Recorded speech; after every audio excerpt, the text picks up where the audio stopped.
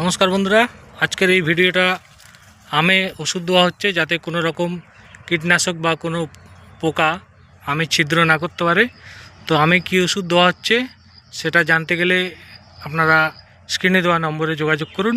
তাতে করে আপনাদের আম যদি সুরক্ষিত রাখতে চান তো ওষুধের নামটা অবশ্যই জানতে পারবেন, তার জন্য ফোন করতে হবে।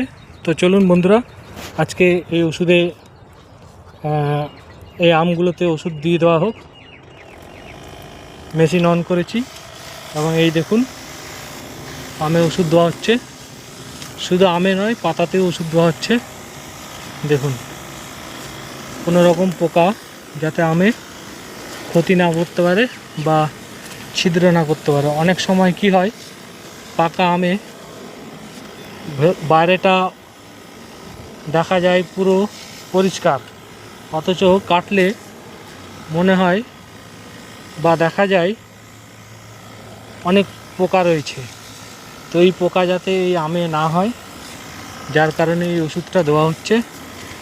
যদি আপনাদের ছাদ বাগানে বা বাড়ির কোনো বাগানে বা বাড়ির কোনো গাছে যদি এরকম আপনাদের ছাদ বাগানে বা বাড়ির কোনো গাছে এই আমে যদি এরকম কোনো পোকা লেগে থাকে তো তাতে এই ওষুধ দেন, দেখবেন কোনো পোকা এই আমে উড়ে এসে বসতে পারবে না এবং ছিদ্র করে ভেতরে প্রবেশ করতে পারবে না। তো বন্ধুরা, আর দেরি না করে চটপট ফোন করুন ওষুধের নাম জানার জন্যে।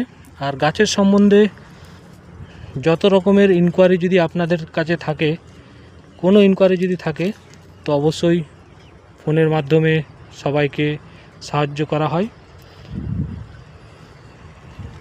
তো বন্ধুরা, আমাদের এই নার্সারিতে গত 3 দিন আগের থেকে শুরু হয়েছে ফুড ফেস্টিভ্যাল, ম্যাঙ্গো ফেস্টিভ্যাল। তো যত কাস্টমার আমাদের এই বাগানে আসছে, প্রত্যেক কাস্টমারকে কোনো না কোনো আম খাওয়ানো হচ্ছে এবং তাদেরকে আম দেখানো হচ্ছে।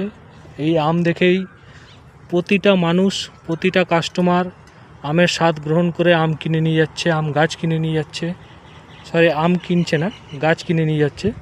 তো আপনারাও চাইলে আমাদের নার্সারি এসে এই আমের স্বাদ বুঝে আম নিয়ে যেতে পারেন।